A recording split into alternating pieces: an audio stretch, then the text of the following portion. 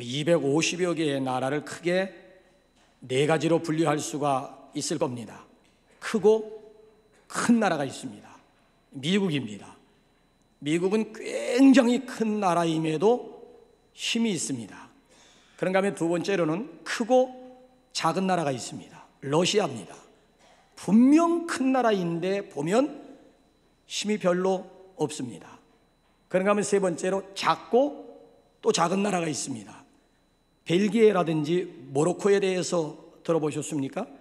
우리 서울보다도 작은 나라임에도 정말 힘이 없어요. 작고 작은 나라가 있습니다. 자, 반대로 작고 큰 나라가 있습니다. 어딜까요? 이스라엘입니다. 이스라엘은 면적이 강원도만 합니다. 인구라고 해봐야 전체 0.4%도 안 되는 나라, 안 되는 민족이지만 전 세계에 미치는 영향력이라고 하는 것은 엄청납니다. 현재까지 노벨상을 받은 사람들 가운데 40%가 이스라엘 사람들이었습니다. 미국에 있는 명문 대학 교수들 가운데 30%가 이스라엘 사람입니다. 뉴욕 증권가를 쥐고 있는 65%가 이스라엘 사람들입니다.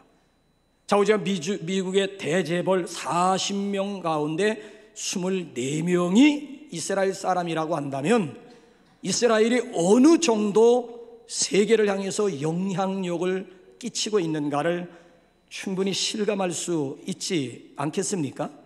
자, 세계에서 사건이 일어나게 되면 이스라엘 나라는 조연이라기보다는 주연이야, 주연. 온 세계를 향해서 미치는 그 영향력이라고 하는 것은 나라와 인구에 비해서 엄청나다고 할 수가 있습니다. 작지만 큰 나라, 힘 있는 나라라고 할 수가 있습니다. 오늘 우리가 사는 이 시대에는 힘을 숭배합니다. 힘이 우상입니다. 그래서 누구나 다 힘을 지금 추구하고 있습니다. 그래서 나라마다 개인마다 힘을 얻기 위해 가지고 수단 방법을 가리지 않고 있습니다. 아마 이 세상에서 제일 서러운 사람이 있다면은 힘없는 사람일 거예요. 사람이 평생을 하면서 가장 많이 하는 말 가운데 하나가 힘들다라고 하는 말이라고 합니다. 힘들다. 힘들어 죽겠다. 힘들어 못 해먹겠다. 힘이 빠져나간다. 아니, 이게 평생 동안 즐겨하는 말뿐이겠습니까? 하루를 놓고 보더라도요, 우리가 가장 많이 듣고 가장 많이 하는 말 가운데 하나가 힘들다라고 하는 이야기예요. 6월 한 달 동안에는 힘이 솟아날 수 있기를 주님의 이름으로 축원합니다. 힘이 빠지는 한 달이 아니고 힘이 들어가는 그런 한 달이 될 수 있기를 주님의 이름으로 축원합니다. 자, 그렇다면 그 힘이라고 하는 게 뭐예요? 역사적으로 보게 되면 시대마다 힘에 대한 정의가 달라요. 힘에 대한 기준이 각각 다 달라요. 원시 시대인 경우에는 권력이 힘입니다. 권력을 가진 사람이 힘 있는 사람입니다. 왕은 절대자였습니다. 여러분 아십니까? 왕은 즉석에서 사람을 죽여도 누가 뭐라고, 이게 원시 시대예요. 원시 시대. 특별히 역적이라고 하는 드라마를 혹시 보신 분들 있습니까? 연산군이요, 궁녀, 특별히 여자들을 파리 목숨처럼 죽여도 누구 하나 뭐라고 하는 사람은 없습니다. 충신을 화살로 쏘아 죽여도 누가 뭐라고 하는 사람이 없어요. 그러니까 권력이 힘인 그런 시대가 있었다니까요. 이게 남의 얘기가 아니고요, 우리나라 군사 정권만 보더라도요, 그 당시에 중앙정보부의 힘이 어느 정도였는가 하면 공중에 날아다니는 새도 떨어뜨린다고 그랬습니다. 이게 뭘 얘기하고 있는 줄 아십니까? 멀쩡한 사람 간첩으로 몰아 죽이기도 했습니다. 우리가 알고 있는 대로 이중 간첩하게 되면 이수근 씨 생각하지요?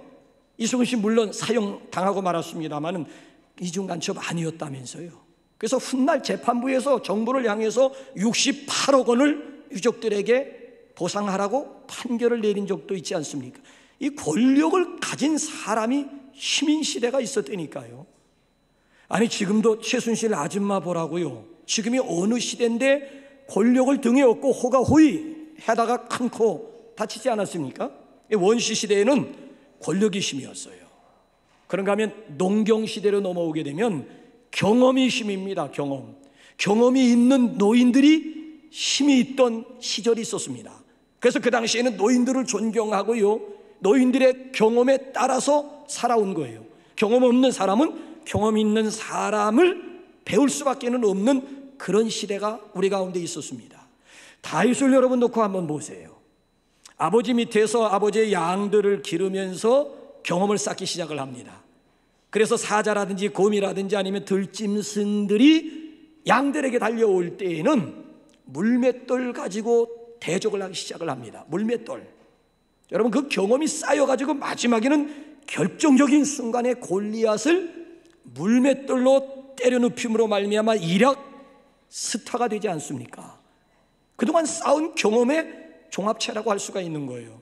자, 그에 비해서 이 사울과 그의 부하들을 보십시오. 오합지졸이었습니다. 오합지졸.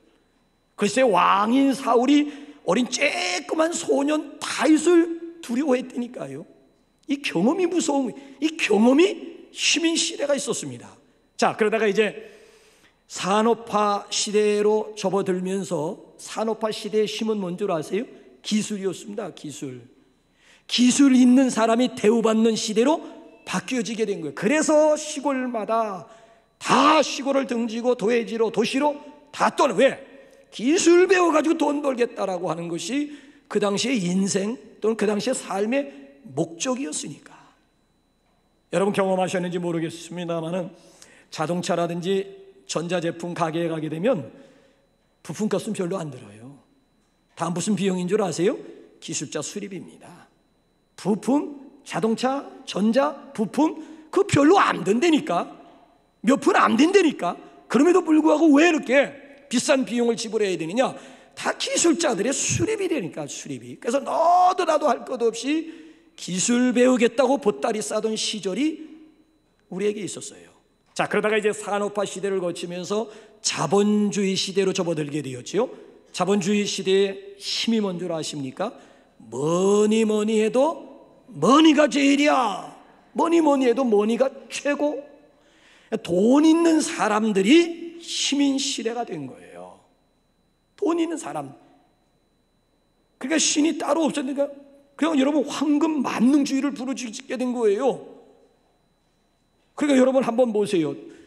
돈의 위력이 어느 정도인가 하면 추녀도 미녀로 둔갑을 시켜줘요. 못생겨서 죄송합니다 하는 사람들도 걱정하지 마세요. 견적만 내게 되면 전혀 다른 사람으로 만들어지는 도깨비와 같은 그런 시대를 우리가 지금 살고 있다니까요.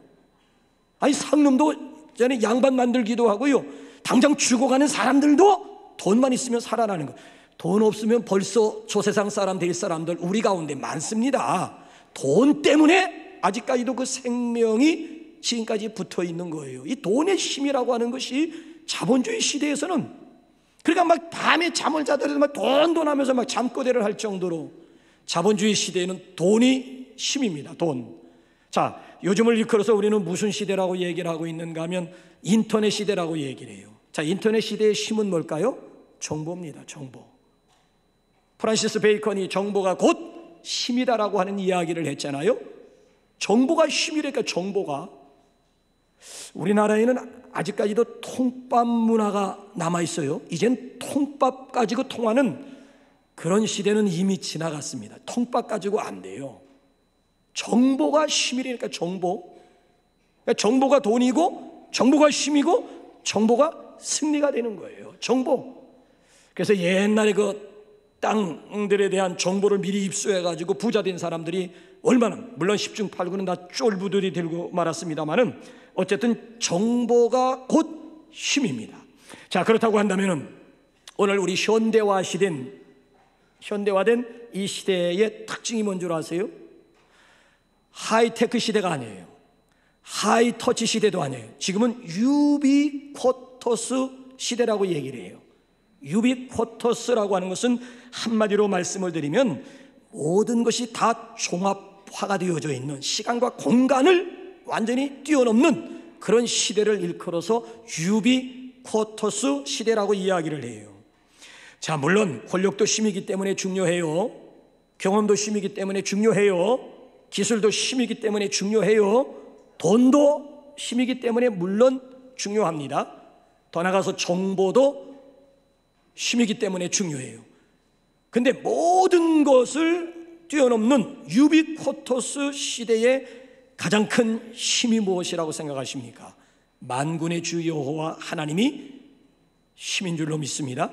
그러니까 전능하신 하나님이 유비쿼터스 시대의 힘이라고 하는 거예요. 그래서 여기 본문 말씀을 보게 되면 다윗이라고 하는 사람이 뭐라고 고백을 했는가 하면은 나의 힘이신 여호와요, 나의 힘이신 여호와요. 다윗만 이런 고백을 하는 것이 아니고요, 하박국 선지자도 하박국 3장 19절 말씀을 보게 되면 주 여호와는 나의 힘이시라고 그랬어요. 주 여호와는 나의 힘, 나의 힘이시라고 그랬어요. 자, 하나님께서 믿음의 조상 아브라함에게 제일 처음 당신 자신을 무엇이라고 계시하셨는 줄 아세요? 자, 우리 한번 창세기 17장 1절, 하나님이 처음 아브라함에게 당신 자신을 어떤 하나님으로 계시하셨는지 우리 한번 보실까요? 시작. 아브라함이 99세 때에 여호와께서 아브라함에게 나타나서 그에게 이르시되 나는 전능한 하나님이라 너는 내 앞에서 행하여 완전하라. 자, 하나님께서 아브라함에게 당신 자신을 어떤 하나님으로 계시하셨어요? 전능한 하나님이라. 전능. 이걸 엘 샤다이라고 얘기를 해요. 히브리어로는 전능한 하나님을 엘 샤다이, 이걸 영어 성경을 보게 되면 Almighty God, Almighty로 번역. 그러니까 하나님은 힘의 근원, 힘의 원천이라고 하는 힘 그 자체가 되시는 하나님으로 성경은 우리에게 소개하고 있어요. 오늘 본문 말씀에 하나님의 힘을 히브리어로는 게브라라고 얘기를 해요. 게브라. 여러분, 전 세계인들에게 인기를 끌었던 종합 영양제, 종합 비타민 가운데 우리나라 사람들도 옛날에 즐겨 복용했던, 혹시 게브랄티에 대해서 들어보셨어요? 게브랄티 옛날에 아주 선전도 얼마나, 게브랄티, 그 게브랄티가 어디서 나왔는가 하면 하나님의 힘, 게브라에서 게브랄티가 나온 거예요. 여러분, 종합 감기약, 종합 영양제에는 판타라고 하는 것, 그 판타라고 하는 것이 히브리어로 보게 되면 종합이라고 하는 뜻이야. 모든 것, 그 모든 것, 성경이에요. 성경. 판타도 성경 헬라어고요. 게브랄티, 게브라에서 게브랄티가 나왔는데 게브라라고 하는 말 자체가 하나님의 힘이라고 하는 얘기예요. 그러니까 모든 힘의 원천은 만군의 주 여호와 하나님이라고 하는 거예요. 중요한 것은 그 하나님의 힘을 어떻게 내가 힘입을 수 있느냐가 중요하지요. 하나님의 힘을 얻는 비결이 뭐냐는 것이죠. 아니, 하나님의 권능과 하나님의 능력에 내가 접속하는 그 길이 뭐냐, 그 방법이 뭐냐, 이게 궁금한 거 아니겠습니까? 그래서 이 방면으로 본문 말씀을 접근을 해보게 되면 성경이 우리에게 하나님의 힘을 얻을 수 있는 비결 3가지를 우리에게 소개하고 있습니다. 그 첫째가 뭔가 하면 하나님을 사랑하십시오. 오늘 18장 1절 말씀을 보게 되면 다윗이 뭐라고 고백하고 있어요? 나의 힘이신 여호와여, 내가 주를 사랑하나이다. 다윗이 고백하는 거예요.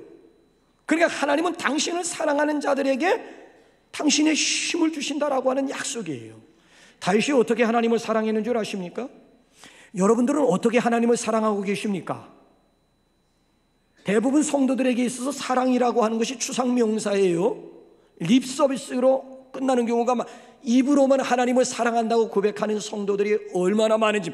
다윗은 립서비스맨이 아니에요. 다윗에게 있어서 사랑이라고 하는 것은 추상명사가 아니고 구체적인 동사요, 액션이었다라고 하는 거 여러분 아세요?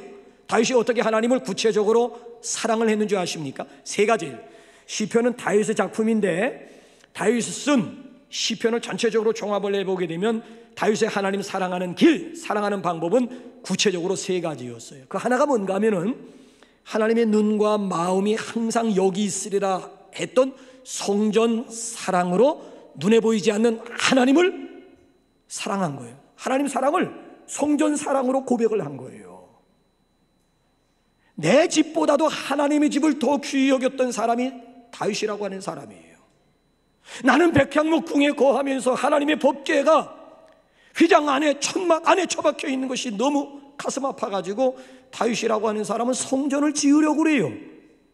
그랬더니 하나님께서 너는 피를 너무 많이 흘렸기 때문에 안 되겠다. 네 마음만 내가 받겠다. 고맙다. 그래가지고 성전을 지은 것이나 다를 바 없이 사무엘 7장 말씀을 보게 되면 엄청난 축복을 주십니다. 자, 그럼에도 다윗이라고 하는 사람을 보세요. 절대 포기하지 않아요.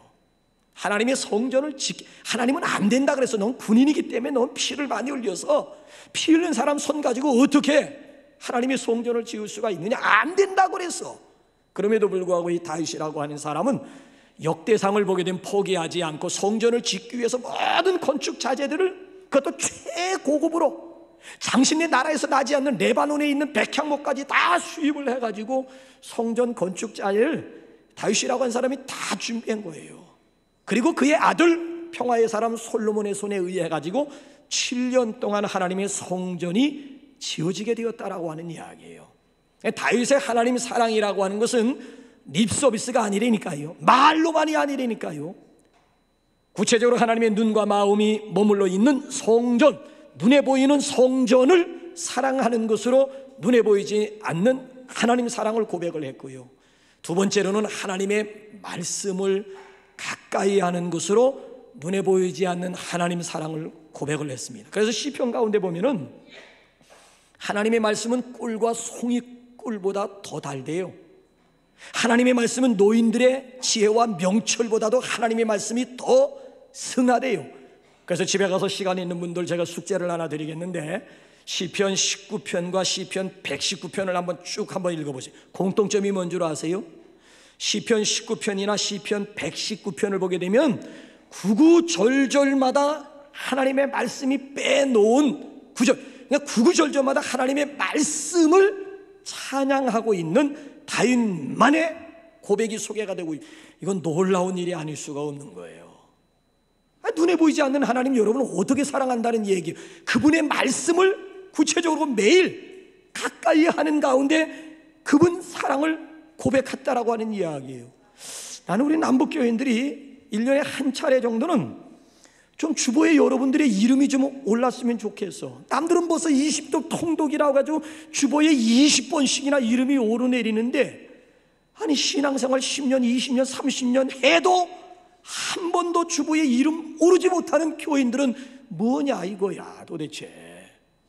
예?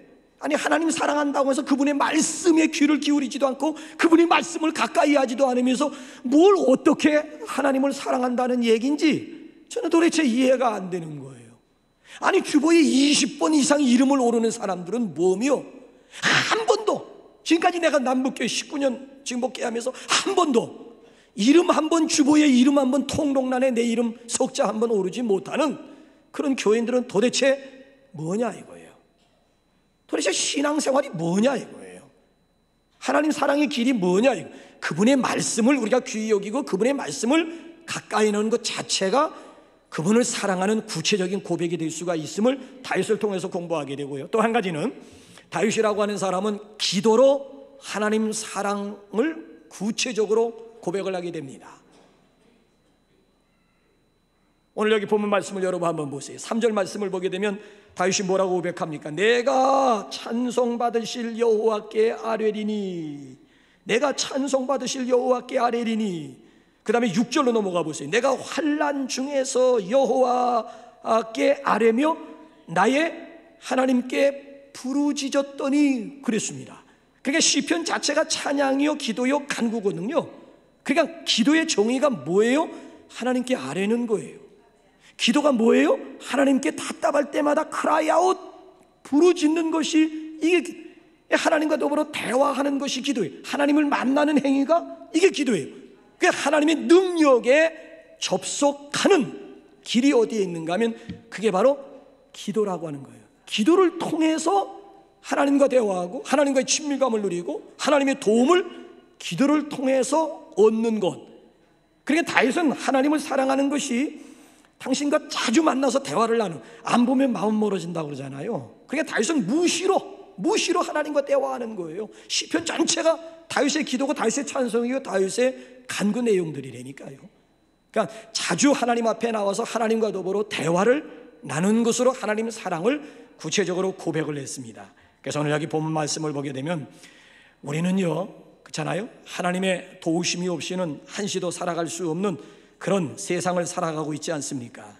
그래서 여기 보게 되면 아하, 하나님을 사랑하는 자들에게는 하나님께서 새 힘을 주시는 거로구나. 자, 두 번째로는 하나님을 기뻐하십시오. 느헤미야 8장 10절 한번 읽어볼까요? 느헤미야 8장 10절 시작. 시작. 느헤미야가 또 그들에게 이르기를 너희는 가서 살찐 것을 먹고 단 것을 마시되 준비하지 못한 자에게는 나누어 주라. 이날은 우리 주의 성일이니 근심하지 말라. 여호와로 인하여 기뻐하는 것이 너희의 시민이라 하고. 자, 저게 개정판이에요. 개정판은 여호와로 인하여 기뻐하는 것이 곧 너희의 시민이라고 그랬어요. 먼저 개역 성경을 보게 되면 여호와를 기뻐하는 것이 너희의 시민이라. 그러니까 하나님을 기뻐하고 하나님을 즐거워하는 것이 곧 힘이라고 하는 거예요. 그러니까 신앙생활은 다른 게 신앙생활이 아니고 신앙생활은 곧 기쁨이에요. 기쁨. 신앙생활은 평안이. 예수 믿어 달라진 것이 있다면 환경이 달라졌다는 얘기가 아니고 내 마음이 평안해졌다는 얘기고, 신앙생활하면서 내 마음, 내 삶 속에 기쁨이 넘치게 돼요. 신앙생활은 기쁨이니까. 그러니까 누가 신앙생활 잘하는 사람이냐 했을 때 항상 기뻐하는 사람이 그 사람이 진짜 예수 잘 믿는 사람이에요. 아니, 요즘같이 웃을 일이 없는 세상에서 예수 믿는 사람들이 길을 갈 때도 우거지상하지 말고 저녁 못 얻어먹은 시어머니 상하면서 길거리 다니지 말고요, 미소를 지으면서 길을 가더라도 미소를 지으면서 싱글벙글 웃고만 다녀도 마주오는 사람들에게 50%의 구제, 충분한 구제가 될 수가, 봉사가 될 수가 있다는, 웃고만 다녀도 상대방에게 50%의 구제와 봉사는 충분히 한 셈이라고 하는 얘기예요. 이거 굉장히 중요한 거예요. 웃으면서. 소요리 문답 일문일답이 뭔가 하면요, 아니 여러분 한번 보세요. 자, 하박국 한번 우리 한번 우리 한번 3장 우리 한번 읽어볼까요? 하박국 한번 3장 18절 읽어볼까요? 시작. 나는 여호와로 말미암아 즐거워하며 나의 구원의 하나님으로 말미암아.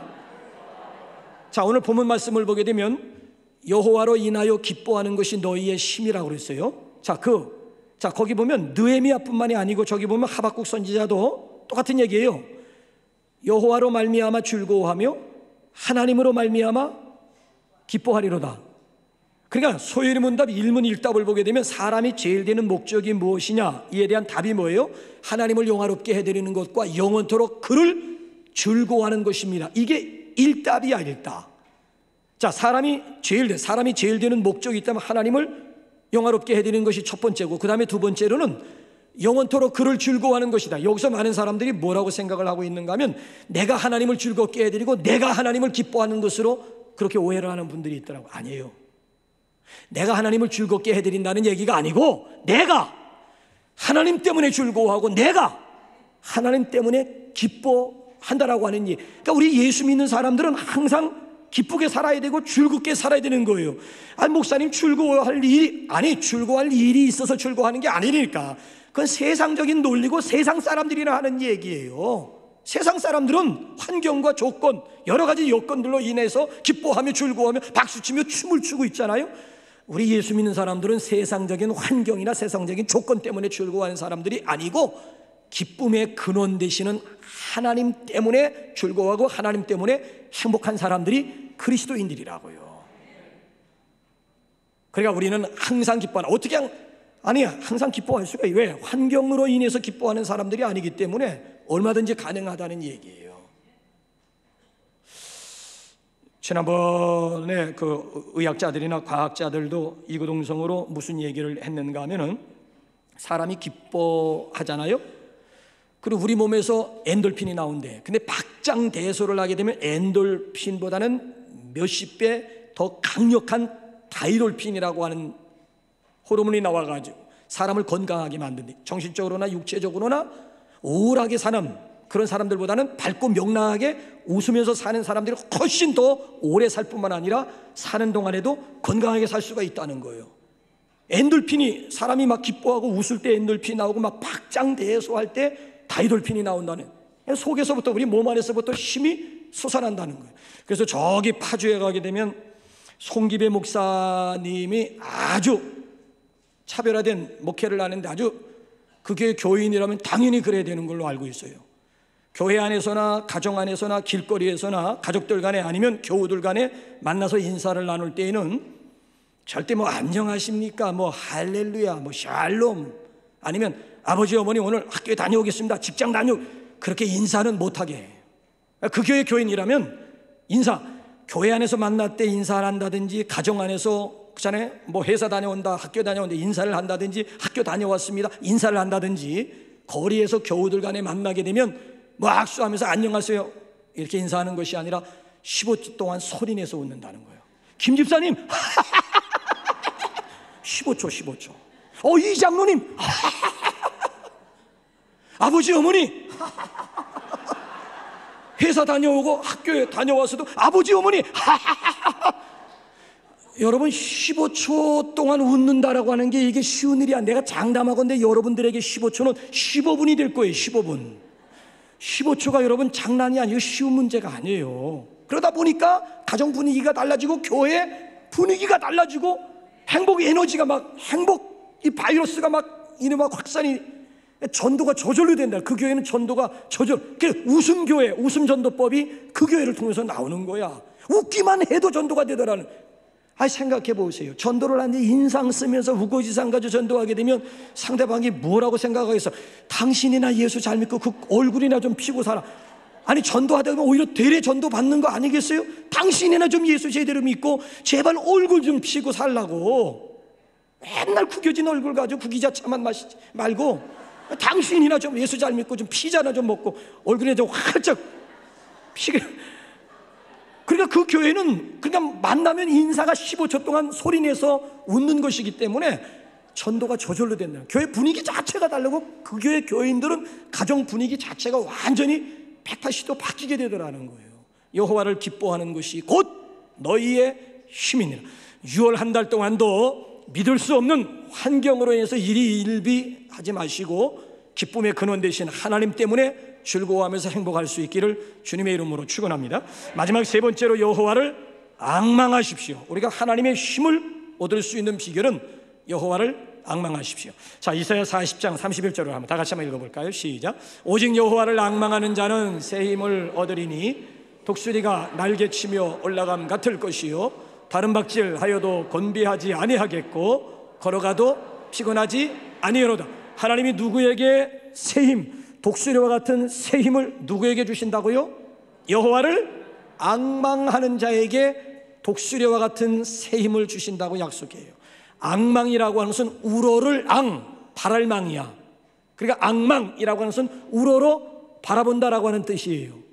자, 이 앙망에 대해서 쉬운 번역 성경을 보면 여호와를 의지하는 사람으로 번역을 했고요, NIV 성경을 보게 되면 Who hope in the Lord, 그러니까 주 안에서 소망하는 사람이라고 번역을 했어요. 하나님께서 누구에게 승리를 주시고 누구에게 새 힘을 주시는가 하면 하나님을 앙망하는 사람, 하나님을 의지하는 사람, 하나님을 소망하는 사람, 하나님에게 시선을 고정시키는 사람에게 하나님께서 새 힘을 약속해 줘요. 여러분들 기억하시겠습니다만 1967년인가요? 이스라엘과 아랍연합군과의 전쟁, 6.1 전쟁 혹시 기억하시는 분 있어요? 그때 이스라엘의 군대를 이끌었던 장군이 모세 다얀이야. 모세 다얀. 이 모세 다얀이 전쟁을 앞에 놓고 전 세계를 향해서 공언을 했습니다. 우리는 우리보다 100배나 강한 저 아랍연합군과 싸워서 승리할 수 있는 신무기가 있습니다.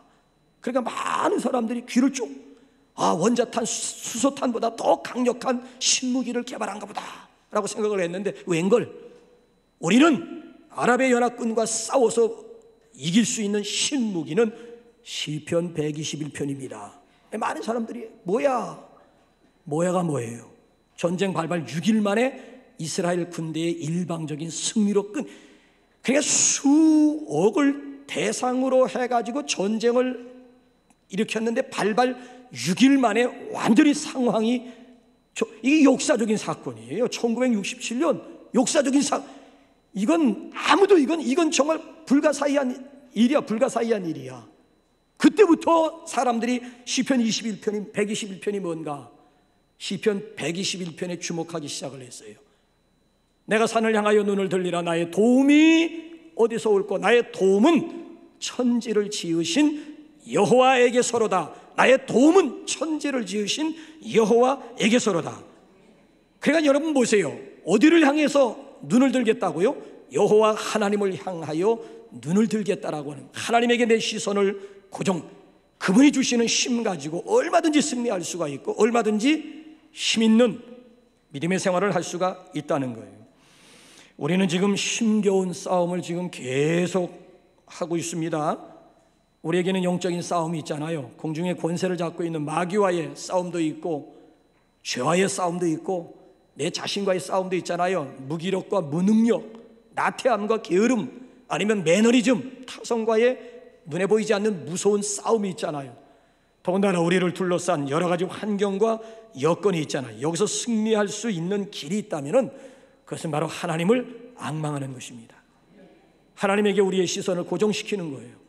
하나님을 기대하고 하나님을 소망하는, 여기에 바로 승리의 길이 있는 줄로 믿습니다. 여러분, 환경이 좋지 않다고 탓하지 마세요. 원망하지 마세요. 여러분 생각에 좋은 환경이면 좋은 결과가 오리라고 기대하지, 천만의 말씀 만만의 콩떡 같은 소리 하지들 마십시오. 좋은 환경이 좋은 결과를 갖다 주는 것 아니잖아요. 아니, 아담이 환경이 나빠서 타락을 했습니까? 에덴 동산처럼 완벽한 곳이 어디 있어요? 에덴 동산처럼 좋은 환경이 어디 있습니까? 좋은 환경이 좋은 결과를 보장하는 것이 아니라, 우리 그리스도인들은 역설적인 인생을 사는 사람들 아닙니까? 그럼에도 불구하고의 삶을 사는 사람들이 우리 그리스도인들 아닙니까? 그러니까 우리는 눈물의 골짜기 가운데서도 하나님을 찬송할 수 있는 것은, 눈물의 골짜기를 기쁨의 샘이 솟게 하시는 하나님이시기에 얼마든지 눈물의 골짜기 가운데서도 우리는 찬송을, 장례식 집에 가서 노래를 부른다면 말 다 했지 뭐. 아니, 장례식 집에 가서 함께 울어줘야 되는데 울어줘도 현치 못할 판국에 거기 가서 그때 노래 한 곡이나 부르나? 두 곡, 세 곡씩 막 불러대잖아요. 왜? 충분히 장례식 집에서도 노래할 이유가 있기 때문에 노래하는 거라고요. 장례식 집에 가서도 노래할 수 있는 충분한 이유를 가지고 있기 때문에 노래하는 것 아니겠습니까? 여러분, 그렇습니다. 원시시대의 힘은 권력입니다. 농경시대의 힘은 경험입니다. 산업화 시대의 힘은 기술입니다. 자본주의 시대의 힘은 돈입니다. 인터넷 시대의 힘은 정보입니다. 자, 유비쿼터, 현대화된 유비쿼터스 시대의 힘은 만군의 주 여호와 하나님이십니다. 우리의 진정한 힘이 되신 하나님 더 사랑하고요, 힘의 근원 되신 하나님 더 기뻐하시고요, 우리 힘의 본체가 되신 우리 하나님을 앙망하는 가운데 독수리와 같은 세임 6월 한 달 동안도 공급받으셔서 승리할 뿐만 아니라 힘 빠진 우리 이웃들에게 힘을 불어넣어주는, 활력을 불어넣어주는 진정한 에너자이저들이 되시기를 주님의 이름으로 축원합니다.